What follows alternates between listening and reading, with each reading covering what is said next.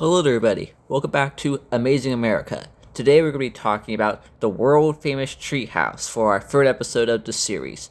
So, let's begin.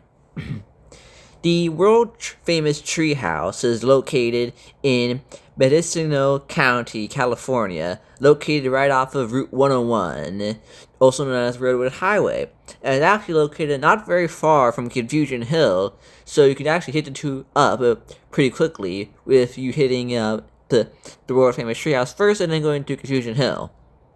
Now, the tree stands at 250 feet tall and has been around for about 4,000 years. Now, inside that tree, there's a 50-foot high cavity inside, which allows you to stand inside of the tree. This was caused by a lightning strike that hit the tree head-on many years ago, hollowing it out, leaving enough space for multiple people to stand inside of the hollowed-out tree. Now, it became the way it is many years ago, starting in the 1920s, when doors and windows were added onto it, which is how you can get in and out and see inside and out. Now, eventually, in 1925, two people named Minnie Stoddard and William Lilly bought a 55-acre plot of land. This included the tree. Now, eventually, 4 years later, in 1929, when they started building Route 101, convicts who were building the road actually would sleep inside of the tree during the night. Now, at the time there was a place called Redwood Park, and the Redwood Park featured 11 cabins, a restaurant, and even a souvenir stand. Now, it was also around this time a gift shop was added inside of the tree itself. Now, it got its name, the world-famous treehouse, because it was featured in a 1933 issue of Ripley's Believe It or Not, at the time popular magazine which featured strange and bizarre things that existed in our world and were true. And that's why, even to this day, outside, you'll see a sign saying, Believe It or Not, referring to the fact that it was featured in Ripley's Believe It or Not.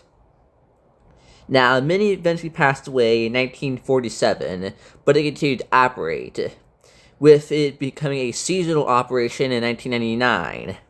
Now, nowadays, there has been some add-ons to it, as you no longer enter directly through the tree, but rather through another door which is not in the tree.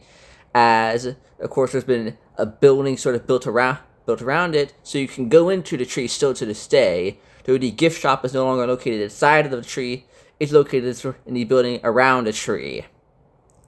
Now, the place has closed multiple times, actually, throughout its history.